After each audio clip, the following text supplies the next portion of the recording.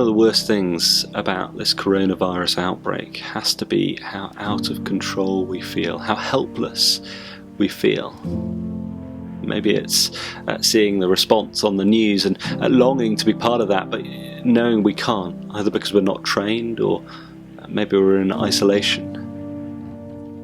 Perhaps it's seeing people on the end of a video call, knowing they're upset and longing to give them a hug and knowing that you just can't. Maybe it's having a relative in hospital and knowing that you'd do anything you could to help them, and yet knowing you can't do anything. It sucks, doesn't it? We feel out of control, helpless. And yet I wonder whether actually a time like this simply exposes what's always true. We're never as in control as we think we are. We make plans and yet they have to change because of illness or accident. We know what it's like to try and do good and yet be misinterpreted or make mistakes. See, we long to be in control, but the truth is, we're never as in control as we think we are. In the Bible, it talks about King Uzziah. Isaiah 6 verse 1 says, "In the year that King Uzziah died." King Uzziah was a king who'd done a lot of really good things for his country. He thought that he was in control, and so he overstepped what God said a king could do. He ended up with leprosy, something that showed him he wasn't in control. And here we're told that he died. Death has a way, doesn't it, of showing us that we're not as in control as we'd hope. Oh, that we could be in control of death at a time like this. And yet Isaiah continues, "In the year that King Uzziah died, I saw the Lord seated on a throne."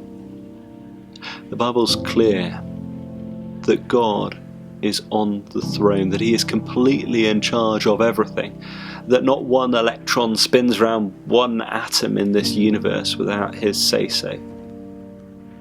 This is a king who's utterly in control. That's why as Christians we call him Lord. And yet, of course, that brings up all sorts of questions, doesn't it? If God's in control, why is all this happening? As Christians, we've got a partial answer to that. You can see the first video in this series for part of that. And yet, ultimately, we have to say we don't know. I don't have all those facts. The truth is, I can't explain even things here and now. I can't explain why this camera is working. Yeah, I can give you a bit of an answer, but I can't explain all the complexities of it. How could I possibly understand all that God is trying to do and is doing in the world right now? And yet, knowing that God's in control means that I can trust him. Elsewhere in the Bible it says, "Are not two sparrows sold for a penny, yet not one of them will fall to the ground outside your Father's care." Jesus is clear when he says that bad things will happen. Sparrows will fall to the ground. And yet, even in those bad things, God is still at work. Ultimately, I can trust that because in the worst thing that ever happened, Jesus Christ coming to earth, God himself being nailed to a cross, the worst thing that ever happened, the biggest miscarriage of justice, yet even in that, the Bible promises me that God is at work, that he's working through that so that you and I can come to know him. God promises that even in the hard times, he's still at work.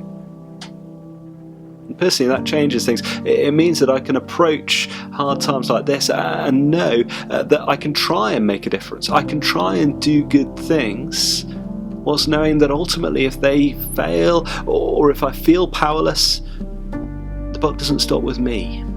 That God is still in control. And it means I can trust him. That ultimately one day he will make this right.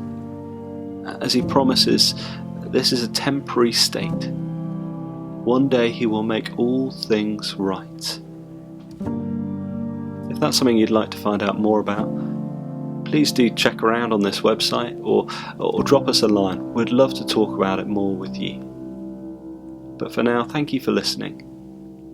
Stay safe. Bye-bye.